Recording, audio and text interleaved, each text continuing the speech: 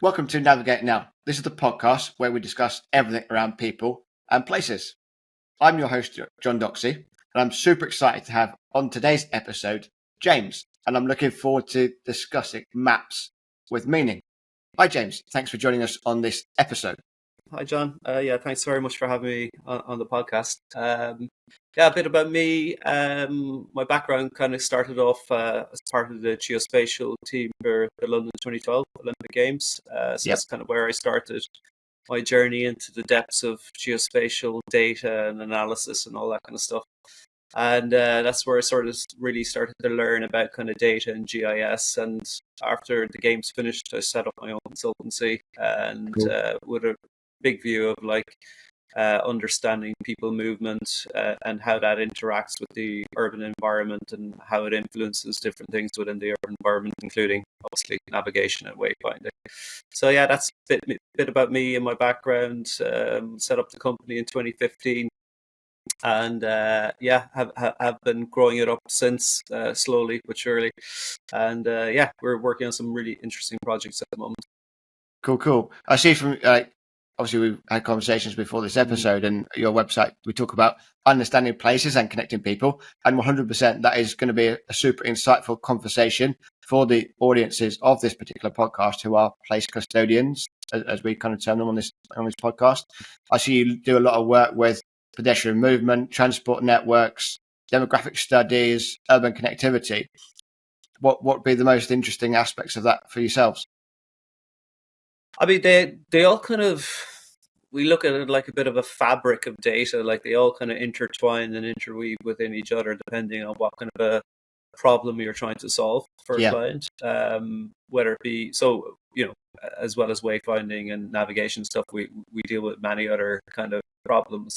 But I think our main focus is always around making places better, or improving places for people and communities. That's our main kind of goal with whatever we do, whether it's looking at, where to place wayfinding, looking at potential micromobility solutions in an area, or looking at kind of access to kind of key daily needs in communities and understanding what places have access to, but more importantly, what they don't have access to, and maybe, including them in some sort of a way for our sort of new master planning initiatives or local plans for local authorities, that kind of thing. So, I mean, that I could honestly spend about 4 hours here talking about different types of stuff we do with data and stuff. But I think our main kind of goal is that, really, to improve places for people. No, I love that. We're going to unpick some of those things you touched on already just there in the conversation on this episode. But just before we jump into all of that, we always love to hear a little bit about the person behind the conversation. So is there something fun or interesting that listeners might not necessarily know about James?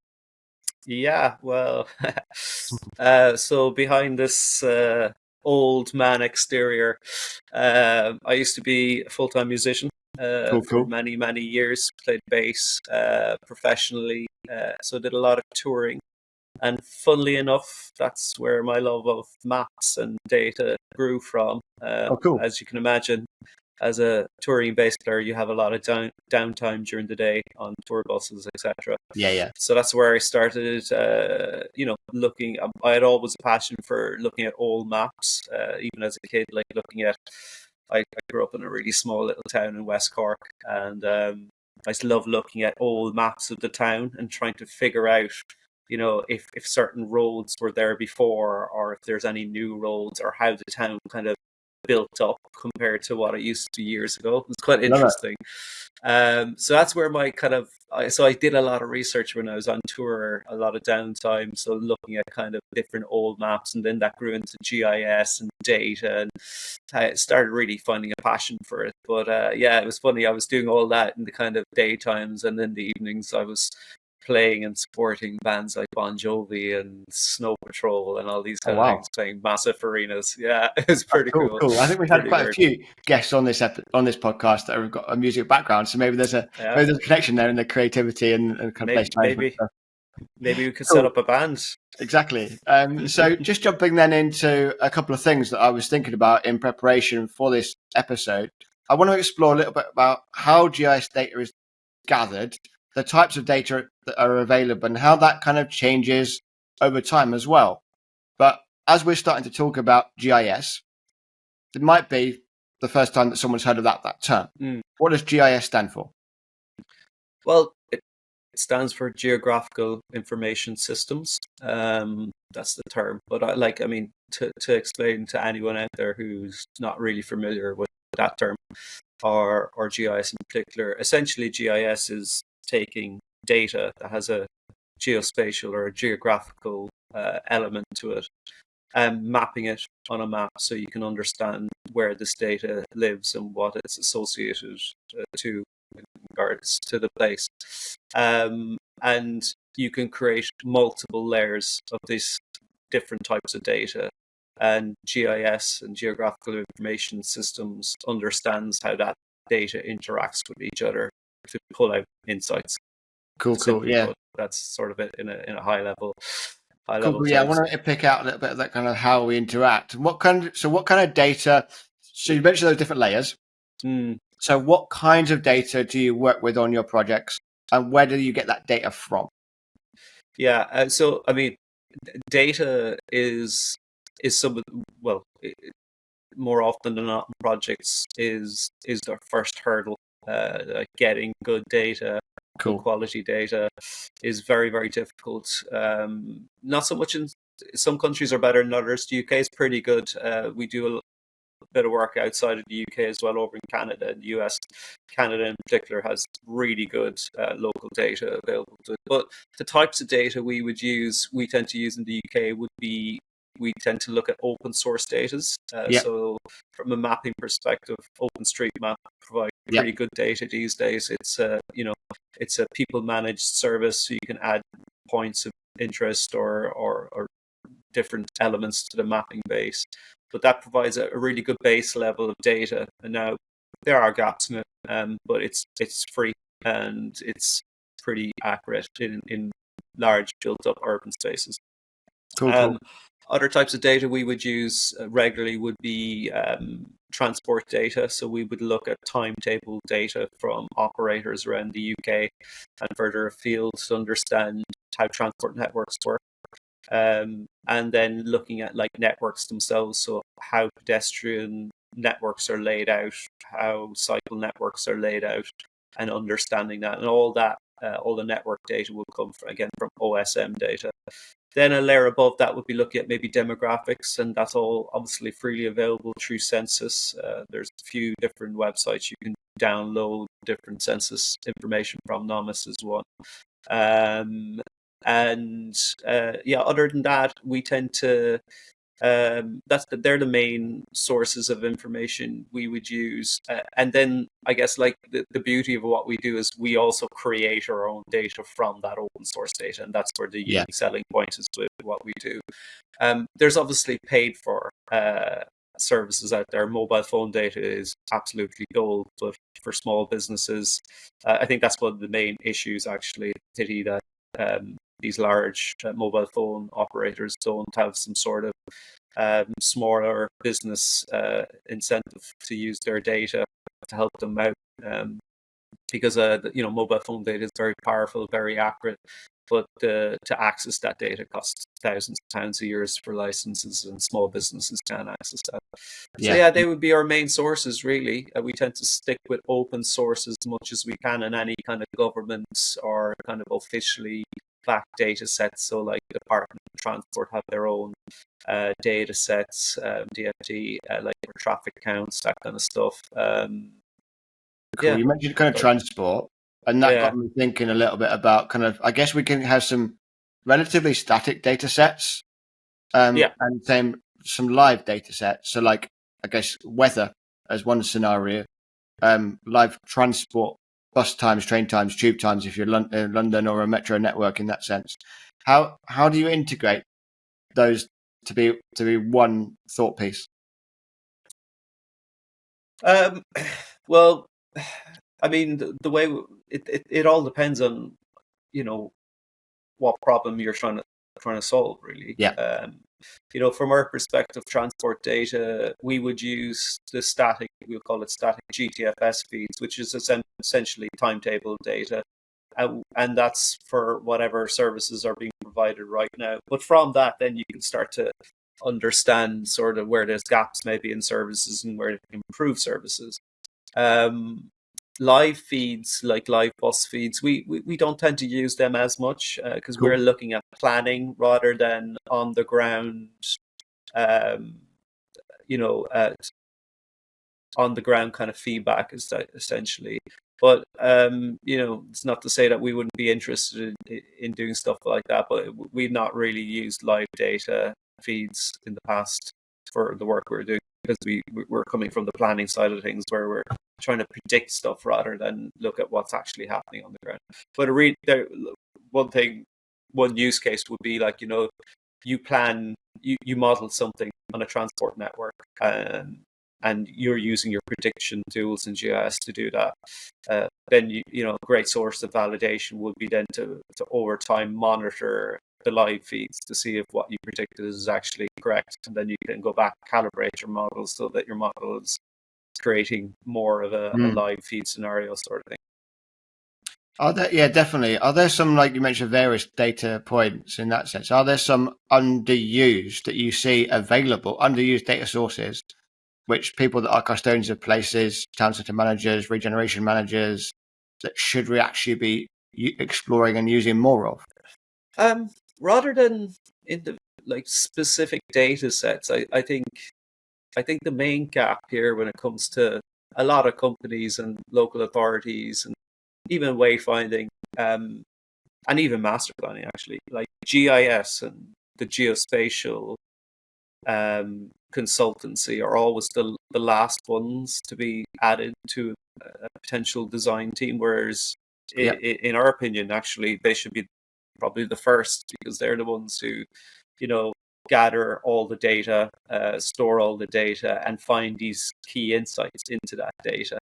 And sometimes it's a bit of a last thought rather than the driving force behind the strategy or whatever is being planned for a place.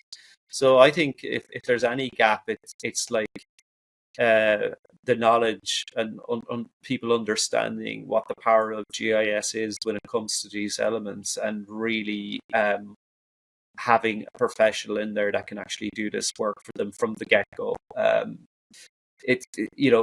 GIS is not, there's a bit of a misconception sometimes that it's like, it's like Google Maps, or it's like huge, these different GIS programs that you just drag in data and visualize it on the map.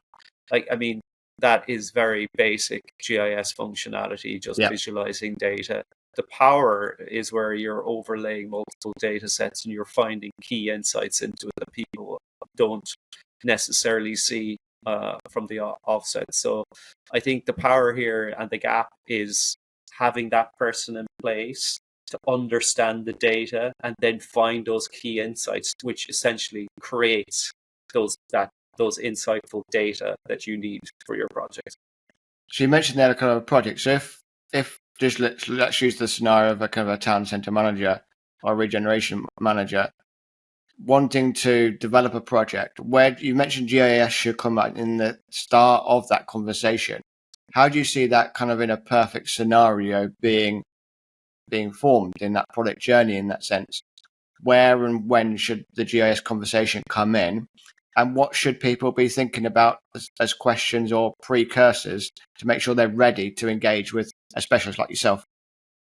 Are you talking from the point of view of wayfinding, or from general place managers that want to do it could be a wayfinding project, could be a development project, could be a regeneration scheme?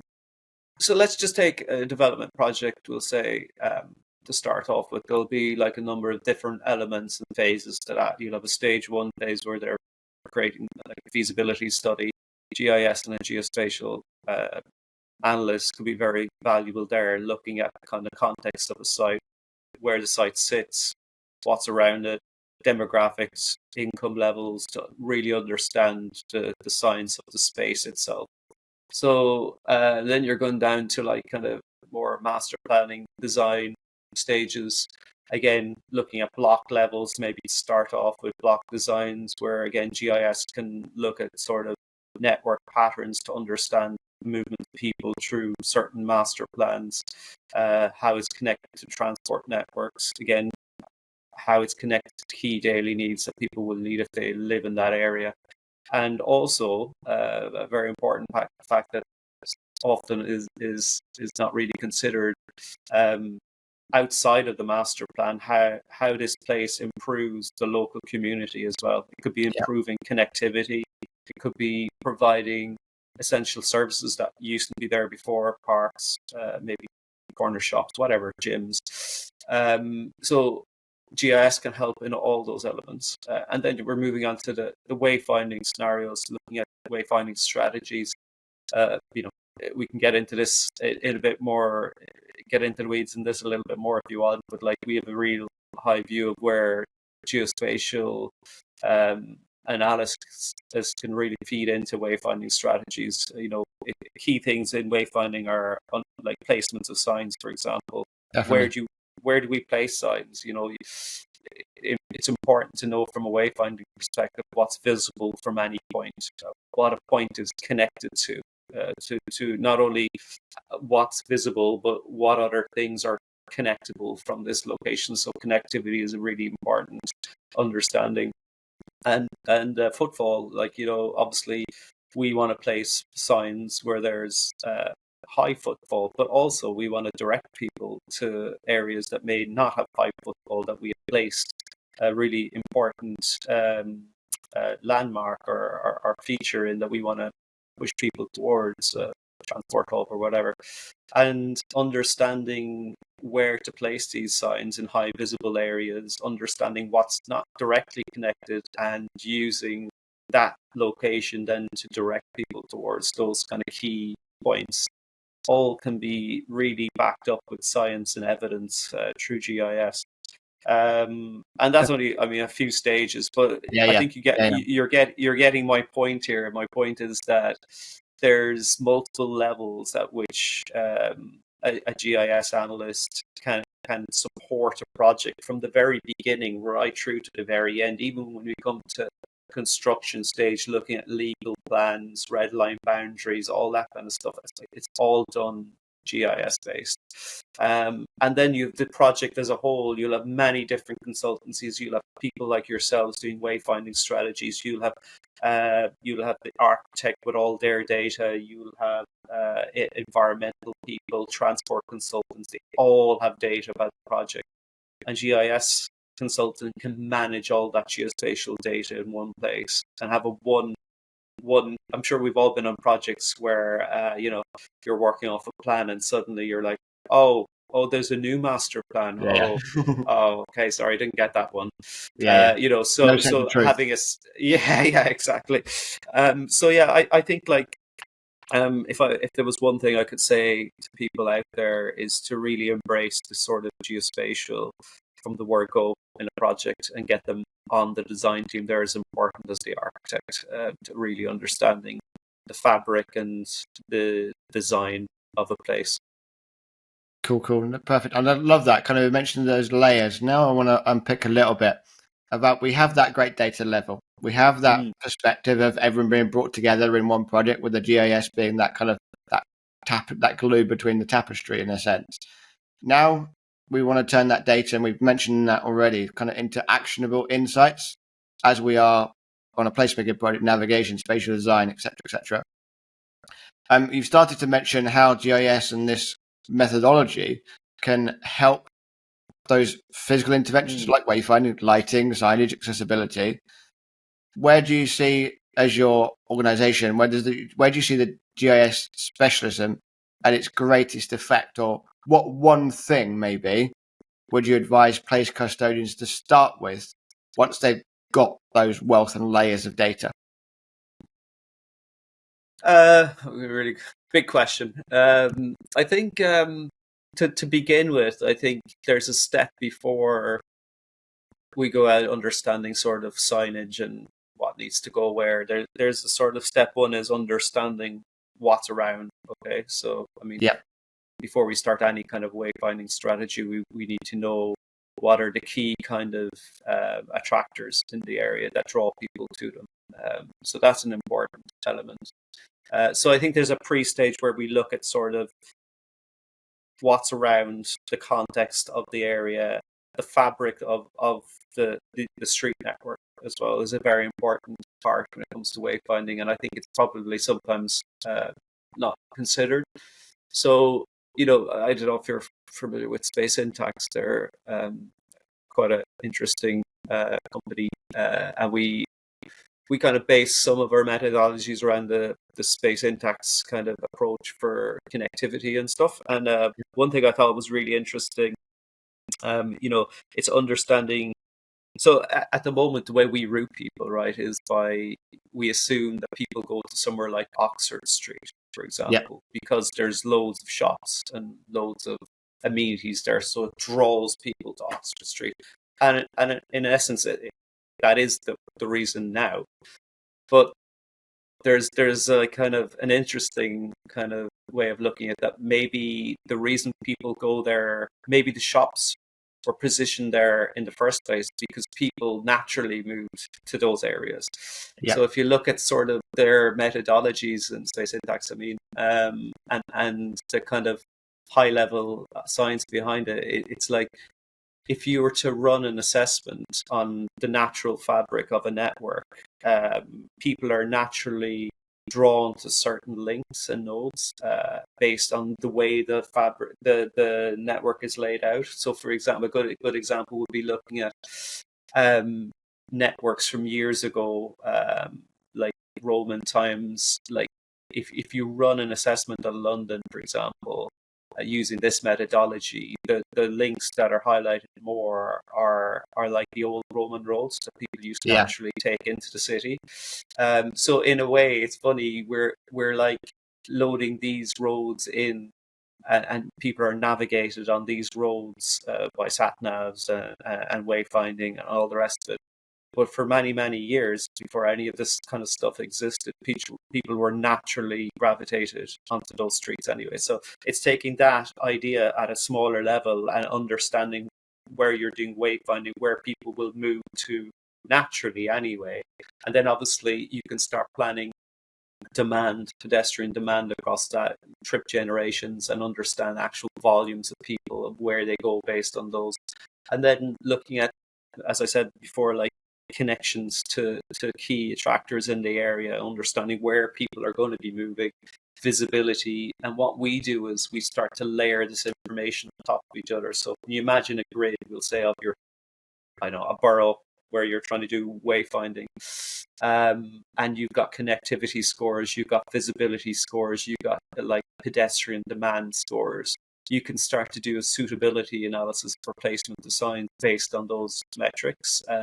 So you could look at where you can have a sign placed in a highly visible area, understanding what's connectable from that area, but also what areas need to be flagged to have better wayfinding to gravitate people towards them. So there's multiple layers that you can just add on and start to really build up kind of we call it like a suitability model for wayfinding, essentially. Yeah, definitely. I think that picks up on a couple of things that I was thinking just there was, you mentioned already how we can use data to identify like dead zones or underused spaces within a place. Do you see with that maybe in the back of our minds an example from your experience where GIS has really helped solve a navigation challenge that a particular place has been grappling with, but then it just becomes clear when we've got the data and we're interpreting it in the GIS environment?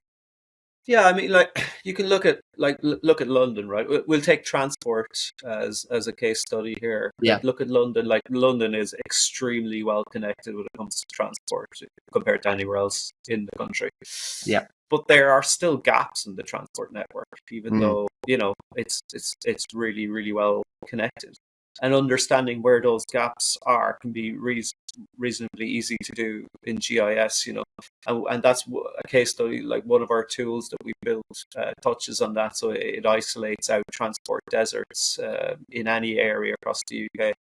and it does it by analyzing kind of access to public transport, where people are living, population densities, and overlays one on top of the other to look at kind of low P-tel and high density areas. So we can understand then that these are key areas that need improvement for transport, or essentially could be maybe classified as transport deserts. But the methodology is the same, right? If you're looking for gaps in any other thing, it's just, I hope people are getting the idea here. It's about layering the right types of information on top of 100%. each other to find the gaps or find the insights that you need. And I guess that picks up on kind of like that balance between data-led insights and the human interpretation of that. In the AI world, people are talking about human, AI, human as a process to ensure we get the best value out of that tool. I'm just thinking, with your experience around the GIS world, how do you balance between the data leading the interpretation in and of itself, but that blend for needing that human perspective in that whole conversation? So I think, like, when it comes to GIS and like there's always assumptions being made, to a certain degree. But it's the best, like, from a planning perspective. It's not like we can pick up live data on a new master plan because it's not there yet. So it's the best interpretation of what we have available to us with assumptions attached to it.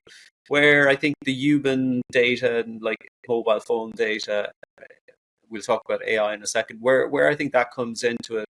I think, like, using that as baseline can always, like, enhance or reduce the number of assumptions you're making. So if you have baseline data for people movement on mobile phones, data, that can really enhance the model and what you're trying to build out in GIS.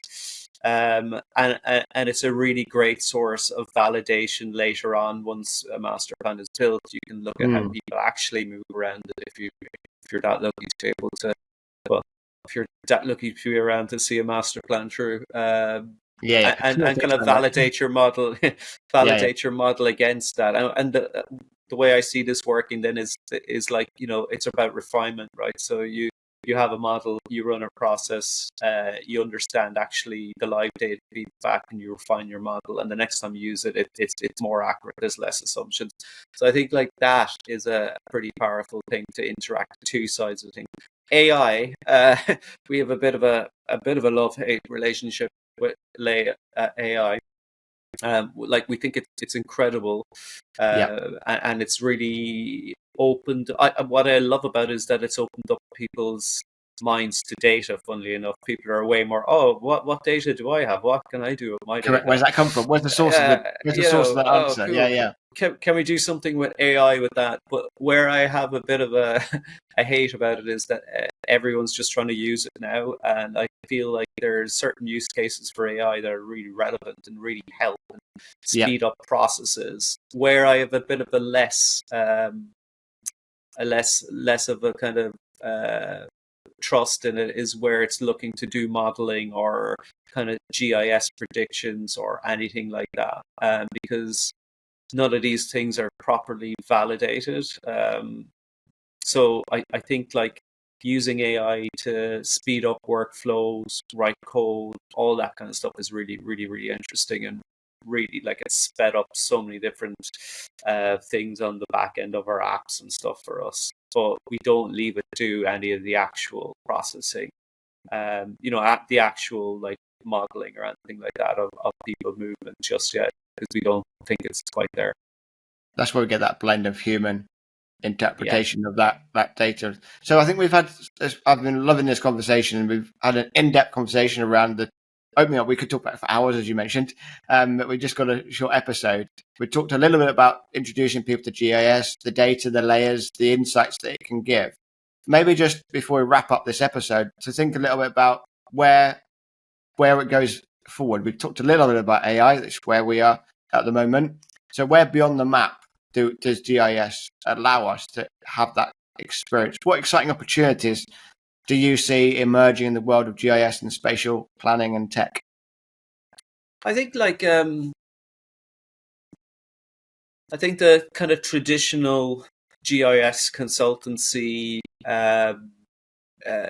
is sort of, it will always be very powerful, but I think it's moving more into the world of technology now. And putting the power in non-GIS tech people's hands. So, and that's something we're trying to do as a business. We're very good at doing what we do when it comes to like built environments and understanding people movement, access to transport. But we're the ones who have to do it, do the analysis, do the consultancy piece. And I'm not going to lie, it takes time and it's costly for people to use. Does it provide value? 100%, and it's very valuable to clients that we work with. But what we're trying to do is build out technologies around certain problems that will allow users to be able to do the analysis for themselves without any kind of GIS or technology or tech backgrounds. So high-level stakeholders looking at transport accessibility scores, high-level stakeholders looking at insights pulled out for modeling data, all that kind of stuff that is a click of a button and you get the insights you need. All the GIS, all the complex modeling stuff is all being done in the background and you never see any of that stuff. There's a hood on the top that allows you pull out exactly what it is you need. And I think that's the way with technology and AI and all the rest of it. That's the way GIS and geospatial kind of applications or consultancy work is done. I think that because you mentioned a lot about master planning and the work you do in local authorities and infrastructure organizations and that kind of thing. I was wondering whether GIS will become, and you started to touch on that, more public facing, and how might it benefit a place who is not from a team in a local authority, for example, who is not in regen or they're not in place management, but they will benefit from the wealth of information and the way that they can then make their decisions.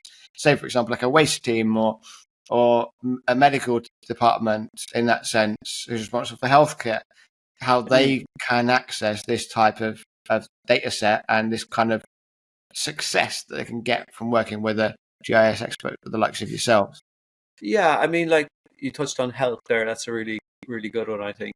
Waste as well, but let's look at health, for example, and how GIS could benefit, we'll say, the NHS. So there's a lot of places around the UK looking to reduce carbon emissions, net zero, 2050, and all that. Yeah, and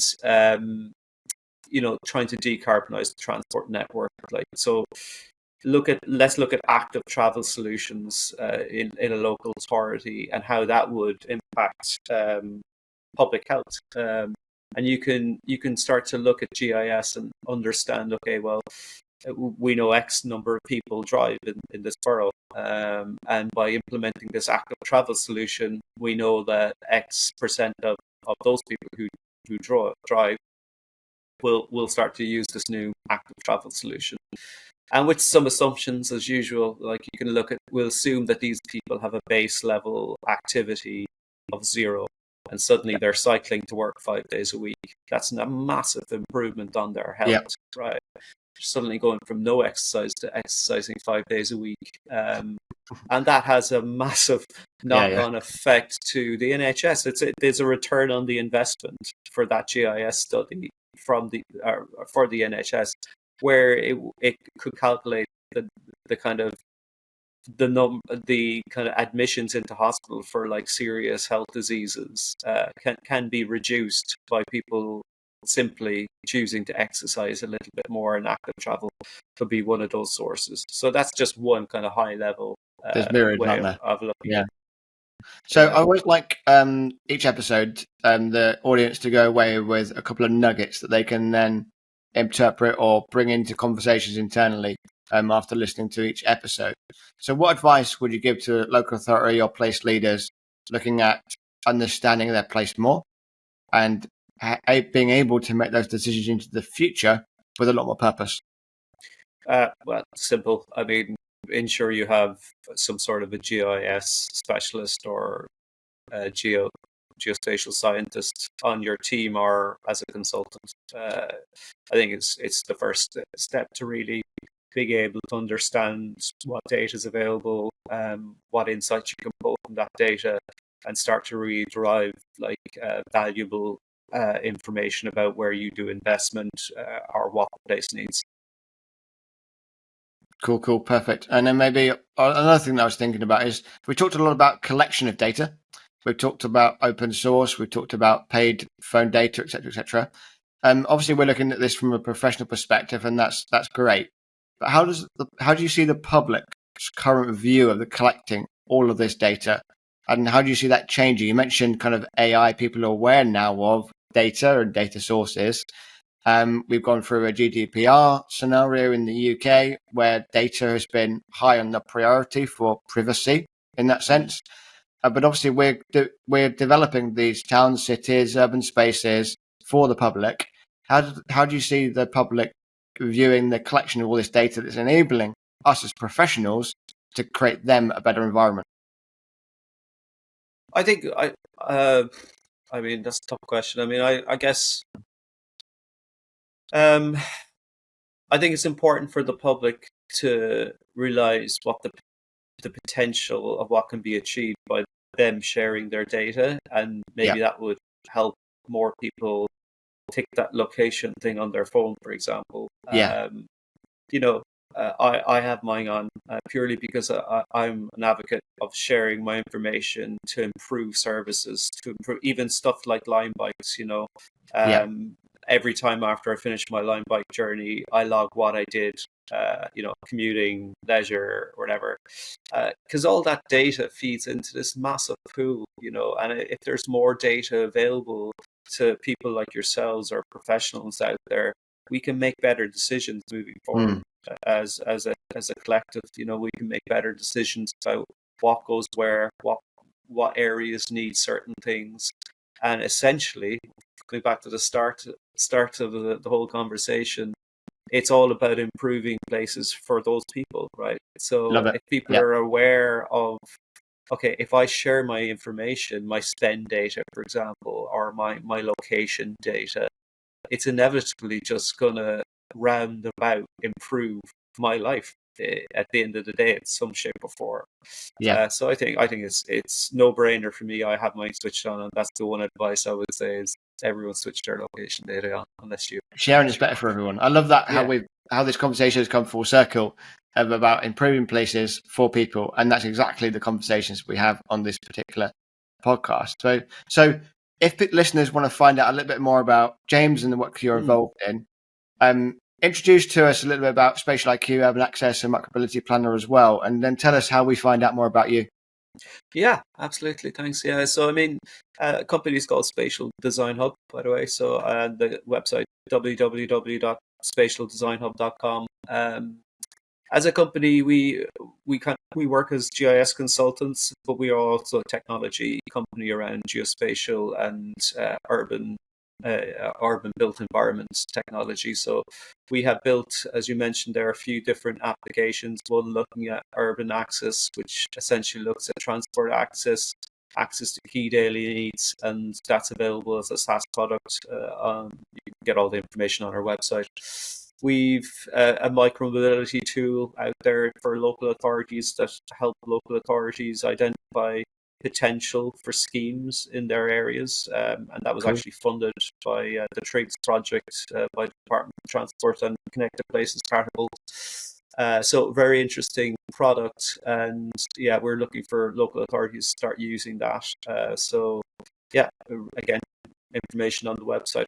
Our core product that we're pushing at the moment is our Spatial IQ system, and it's basically everything we've been chatting about today. It's about providing a system that that ingests complex geospatial data and modeling data, and it creates a front-end solution for people to be able to interact with that data in a very, very simple way. You don't have to be a tech person. You don't have to be a GIS expert. It's very intuitive, and we have a pilot running at the moment, just as an example, with Network Rail, who've used the Spatial IQ system to ingest their transport rail modeling data, which is quite complex. And we've built out a solution that has sped up that process for them by nearly 1,000 times by interacting with this data. And it's opened up the data that was previously hidden behind kind of experts and modeling people to being interacted by over 420 people throughout the organization now interact with that modeling data, whereas before it was stripped down to like a couple of key heads who knew how to use the model. So yeah, I think it's about, you know, anyone who's interested in that, we're looking to really develop out the solution and help people ingest their data and understand it. Yeah, I love that, how it just brings it more available to more people to make more clear decisions, more effective decisions. Brilliant. Thanks so much for James for joining us on this episode of the podcast. Loved everything, all those bits and pieces that we've just touched on the water. We've not gone into the details, and that could be for another time maybe. Or if there's something you want to pick up with James, feel free to reach out to him. As you mentioned, I'll make sure all of James's contact details are in the description below this episode. So if you want to connect with him on LinkedIn, on the website, etc., feel free to do that. It just leaves me to say thank you. Thanks for taking the time out of your day to have this conversation. And it's been great to have you on the podcast. Cheers. Yeah, thank you very much for having me. It's been a pleasure. Thanks for joining us on this episode of Navigating. Now, we've had an incredible conversation. We've unpicked loads about maps and GIS and data and how that can improve the places that we're all custodians of. So I just want to say thank you for tuning into this episode. And if you want to continue on this conversation, all things people and places, feel free to like and subscribe on YouTube and Spotify so we can continue this conversation together. Thanks very much.